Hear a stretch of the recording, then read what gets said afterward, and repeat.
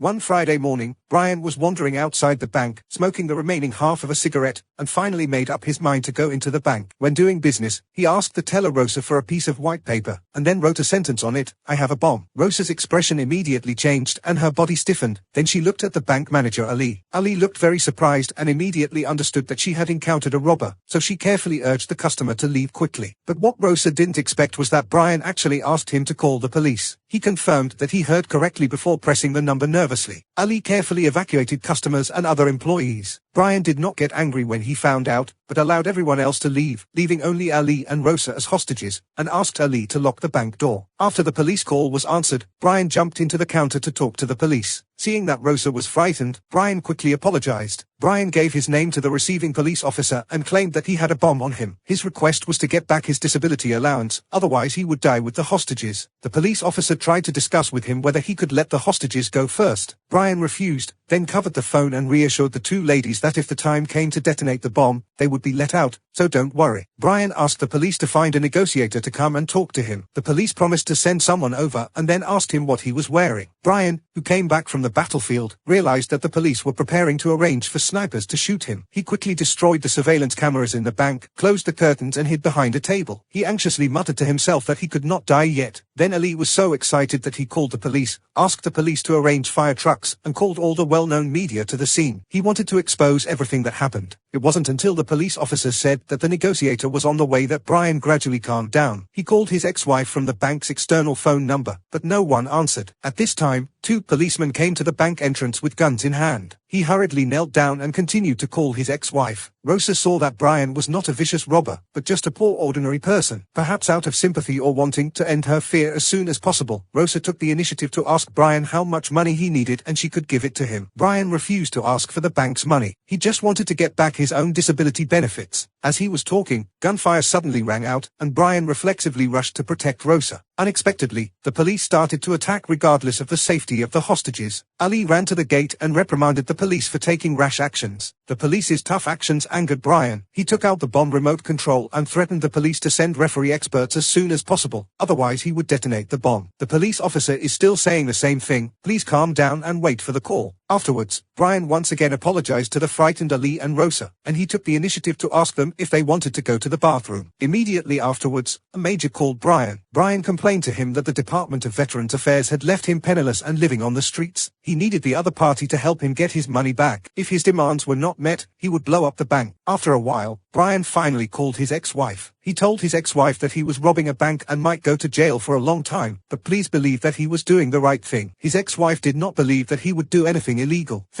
Brian then told his daughter that when he regained what he had lost, he would fulfill his promise and buy her a pet dog. For a bank robber, although Brian acted harmless enough, he still saw deep fear on the faces of the two hostages, and comforted him by saying that if he had to die today, he promised not to. It will hurt other people. At this time, the police, FBI, and other relevant departments arrived belatedly and blocked the area around the bank. Negotiators and snipers were also in place. After investigation, the possibility of Brian being accomplice was ruled out. There was no news from the news media. Brian called the tip line of a TV station. The person who answered the phone was the TV station producer. After briefly talking about the current situation, he told the other party why he took this step. Brian was a Marine who served in Iraq twice and was decorated and wounded. However, his life after retirement was very difficult. He worked 2 jobs to barely make ends meet. Later, he was unable to survive due to post-war traumatic emergency disorder. "I continued to work, so I came to the Department of Veterans Affairs to receive disability benefits. The staff told him that the subsidy had been forfeited because he had unpaid bills. Brian explained that he had always followed the rules and had never defaulted on any payments. He had called the VA counseling line several times but had not received a specific answer, so he begged the staff to tell him what the problem was. He needs this subsidy very much, otherwise he will end up living on the streets. Although the staff was sympathetic, they were unable to help. When Brian saw the hall filled with veterans whose problems had not been solved, Brian felt a sense of despair in his heart. He refused to leave without getting the money, but was forcibly taken away by the security guards and thrown on the street. Brian sat awkwardly on the side of the road, put the half-smoked cigarette back into the cigarette case, and secretly made a decision. His ex-wife and daughter were the only relatives Brian cared about. He called his daughter. She wanted a puppy very much and made an appointment with him to go to the pet store the next day. Before he could explain something to his ex-wife, his cell phone turned up, shut down due to arrears. Returning to the hotel at night, he builds a bomb device, and the scene from the beginning of the movie occurs. Brian did not rob the bank for a penny. He just wanted to draw attention to his unfair experience and get back his own money and dignity. Then, Brian asked the TV station to use a telephoto camera to interview him, because he could not appear at the window, otherwise he would be shot by a sniper. The producer asked him to wait, claiming that it would take some time to prepare the equipment. Brian could tell that the other party was stalling for time, and the emotions that had been suppressed for a long time suddenly burst out. Everyone could only say wait,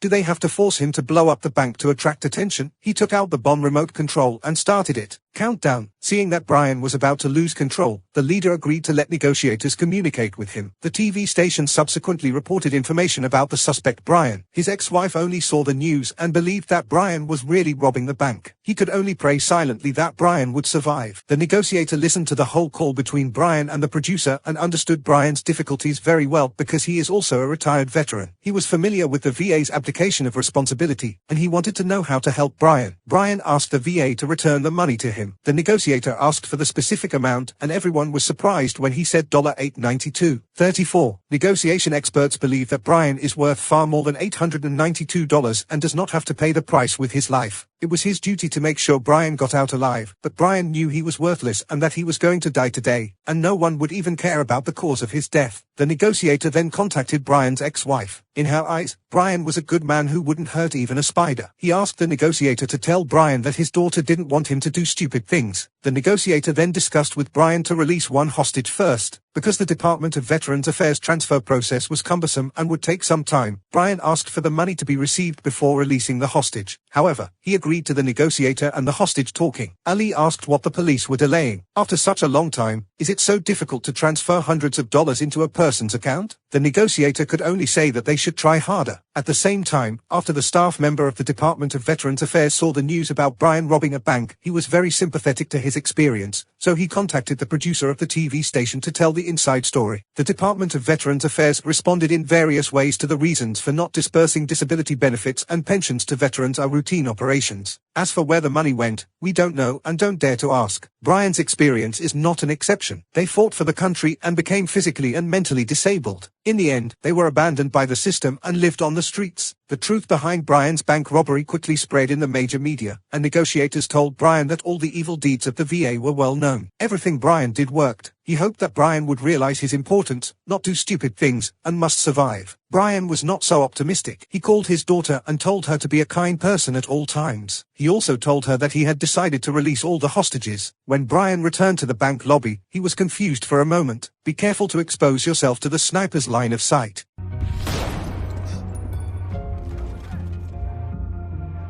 The sudden gunshot ended everything brutally. The police carefully used the robot to remove Brian's backpack, but found that there was no bomb at all. The movie is adapted from real events, but even though Brian paid the price with his life, his family has still not received the $892.34.